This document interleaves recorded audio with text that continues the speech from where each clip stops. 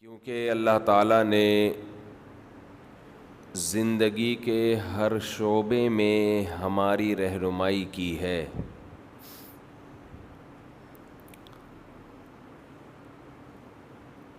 خرچ کرنا، اپنے مال میں سے اللہ کے لیے حصہ نکالنا، یہ بھی نماز کی طرح عبادت ہے. کہاں خرچ کرنا ہے، کتنا خرچ کرنا ہے، کیسے خرچ کرنا ہے، کس جذبے کے ساتھ خرچ کرنا ہے، ان سب باتوں کے بارے میں بھی اللہ، اس کے رسول صلی اللہ علیہ وسلم کی طرف سے ہدایت موجود ہے.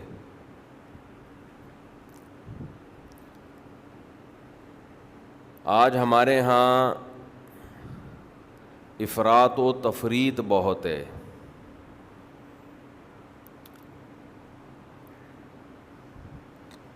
بعض لوگ بے تحاشا ہاتھ کھول دیتے ہیں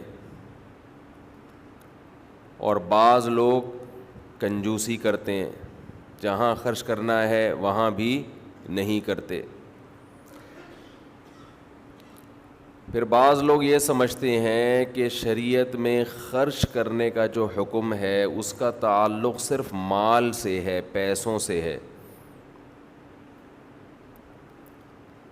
حالانکہ ایسا نہیں ہے. اللہ نے آپ کو جو صلاحیتیں بھی دی ہیں،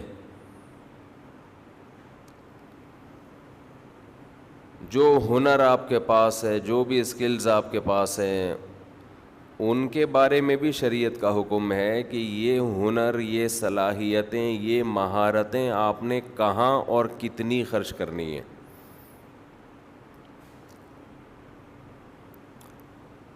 اللہ نے آپ کو نالج دی، علم دیا، تو یہ علم بھی خرچ کرنے کا حکم ہے. اللہ نے آپ کو طاقت اور قوت دی، پاور دی، تو اس طاقت کے بارے میں بھی آپ سے سوال ہوگا کہ آپ نے یہ کہاں خرچ کی، کتنی خرچ کی. یہ جو حدیث میں آتا ہے کہ قیامت کے دن جب تک 4 باتوں کا سوال نہ ہو جائے انسان کے قدم اپنی جگہ سے نہیں ہلیں گے. ان میں ایک یہ بھی ہے کہ جوانی کو کہاں کھپایا. تو جوانی سے یہاں مراد کیا ہے؟ جب طاقت اور قوت کا زمانہ تھا تو اس طاقت کو کہاں استعمال کیا.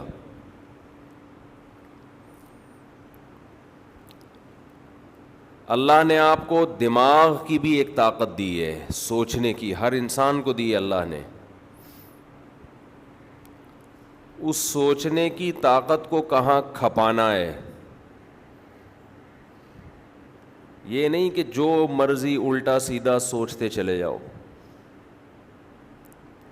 لوگ آج سوچ رہے ہوتے ہیں الٹی الٹی چیزیں، فساد. اللہ نے آپ کو علم دیا ہے، اس علم کو کہاں استعمال کرنا ہے. بہت سے لوگوں کے پاس نالج ہے، وہ نالج تعمیر کے بجائے تخریب کاری میں، لڑائیوں میں استعمال ہو رہی ہے، لڑوانے میں استعمال ہو رہی ہے، پھوٹ ڈالنے میں استعمال ہو رہی ہے.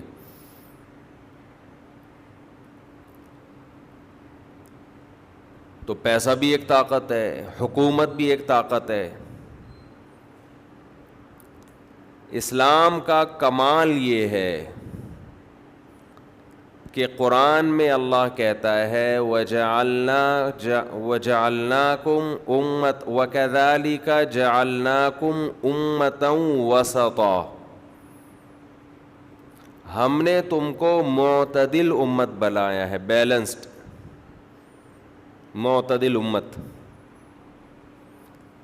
اس کا کیا مطلب ہے؟ جتنی قوتیں، جتنی صلاحیتیں، جتنی طاقتیں اللہ نے آپ کو دی ہیں، آپ اگر اسلام پہ چلتے ہیں تو مطلب ان تمام چیزوں میں توازن قائم رکھتے ہیں، بیلنس رہتا ہے آپ کا، وہ خراب نہیں ہوتا۔ غیرت بھی ایک قوت ہے انسان کے اندر، حیا بھی ایک قوت ہے، غیرت بھی اعتدال سے، حیا بھی بولیں اعتدال سے۔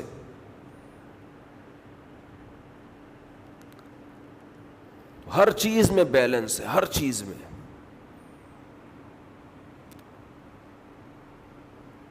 ایک عقل ہے مثال کے طور پر، سوچنے کی طاقت اللہ نے ہر ایک کو دی ہے۔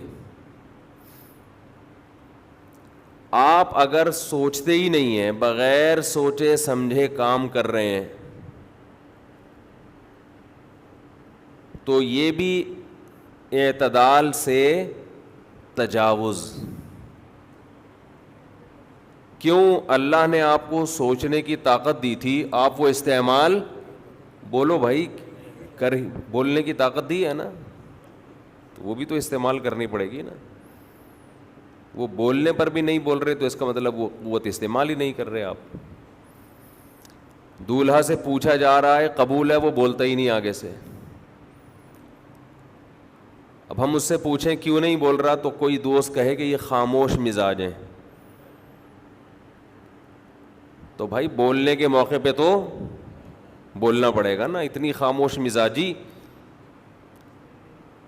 یہ اس کا مطلب اللہ نے جو بولنے کی طاقت دی ہے وہ آپ استعمال کر ہی نہیں رہے۔ اور قاضی نے ابھی پوچھا نہیں ہے کہ بولو، پہلے ہی بول رہے قبول ہے، تو یہ بھی بے اعتدالی ہے یا نہیں ہے؟ اس کا مطلب جہاں بولنا نہیں ہے وہاں بولنا، جہاں قاضی نے بولنا ہے پہلے، وہاں دولہا پہلے بولنا شروع کر دے۔ کتنی اچھی مثال سامنے آ گئی، دیکھو دولہا کی مثال، اس سے سب کی سمجھ میں بات آ گئی۔ بیلنس، اعتدال، بولنا بھی ایک قوت ہے، طاقت ہے، ہر صلاحیت۔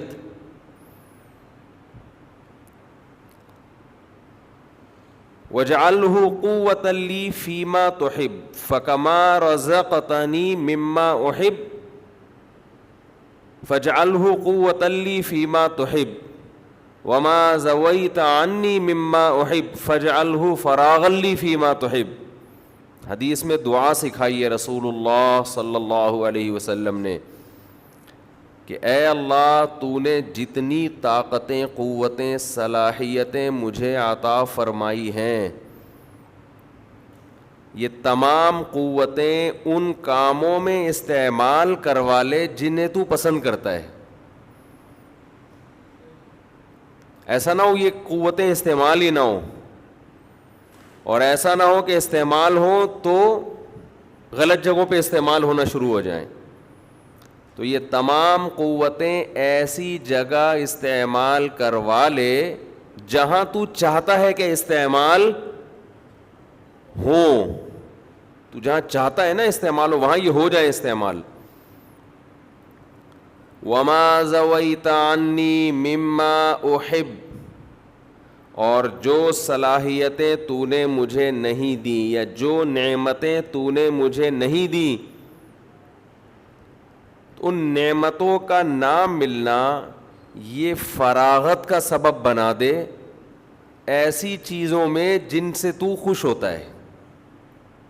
بھائی دو ہی چیزیں ہوتی ہیں، یا تو آپ کی مرضی کی چاہتیں آپ کو ملی ہوں یا نہ ملی ہوں، تو ملنا بھی ذریعہ بن جائے کہ تیری رضا کا، اور نہ ملنا بھی ذریعہ بن جائے تیری رضا کا، کیونکہ بعض دفعہ کچھ چیز نہیں ملتی تو انسان فارغ ہو جاتا ہے، فارغ ہو کے اللہ کے کاموں میں لگ جاتا ہے۔ بعض دفعہ کوئی نعمت ملتی ہے تو خطرہ ہوتا ہے کہ یہ نعمت اس کو اللہ سے خطرہ ہوتا ہے کہ یہ نعمت اس کو اللہ سے دور کر دے گی۔ تو مقصد کیا ہے؟ بس اللہ ہی کے کاموں میں لگ جائے کسی طریقے سے، ہدف ہی یہی ہے۔ آج قوتوں اور طاقتوں کو مقصد بنایا ہوا ہے، صلاحیتوں کو مقصد بنایا ہوا ہے۔